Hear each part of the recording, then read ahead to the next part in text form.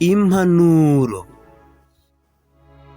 Mwana wanjye ko nagukunze, ikikubabaza ko nakirinze, icyo wakunze cyiza ko nagikunze, abo ukunda bose simbahinde.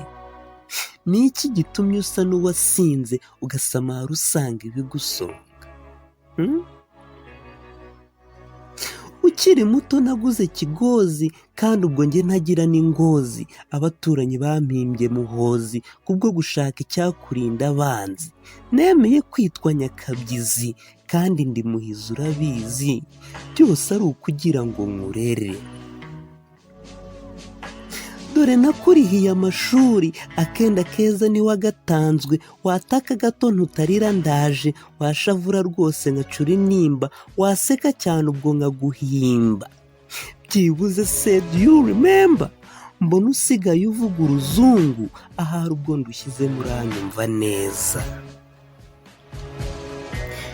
Mbe muhungu buriza bwanjye, w'uburebure ubu busumba ubwanjye, wibuka kera unsezeranya indege, ugira uti dawe gira agahenge, ntuzagenda n'ibirenge, warabyaye umuhungu mwanjye. Urabyibuka? Niko se mukobwa w'ubuheta, wibuka kera ubona impeta, maze ugahiga kudateshuka, kugeza igihe uyambitswe n'uwagukunze, ugakomeza uti dawe nzaguhesha icyubahiro rwose kigukwiye. None ubu ibyo mbonye ni ibi, murarutwa ubu n'uwitwa bibi. Buriza bwanjye, urandiza pe. Wirirwa ku byuma ngo ukore ituza, abakobwa ntibagituma utuza, gusambana bisumbye gusenga, gusinda bigusiza ubusembwa, kubera urusimbu burasasura n'isaso. Umutima wanjye ubucuza intimba, niba unyumva agira ibyo uhinda. Mukobwa wanjye utagira ukusa, menya warahuye n'inkuba Yesu. Ariko si yo wumva inama zanjye, ndetse n'iz'umurezi muri rusange. Harya ubu iyi niyo diporome, iyi ndabona igera mu ryinyo, iyo utazi neza n'uwayiteye. Wishwe no kutanyumvira, njye nka so nahoze nkubwira nti ndagukunda, ariko niwikunda buzaguhira, kandi ntuzapfe gusimbuka ngo nuko ubonye abandi babikora, hato utazagwa muri urwo rwobo nyamara abandi barurenze.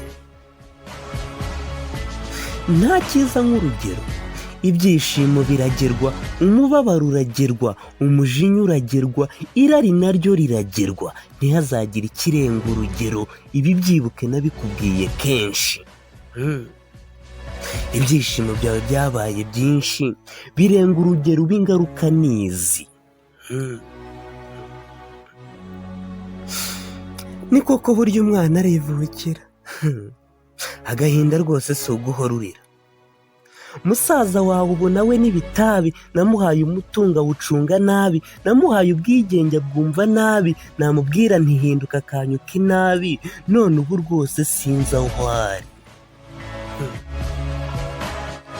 Ubu ntacyo ndamira, nabuze uwanjye kambwira abandi, bahinduke rwose bubaka ibyabo, bazibukira ibibakenesha, ari by'ubusinzi, ubusambanyi, ishyari n'ibindi.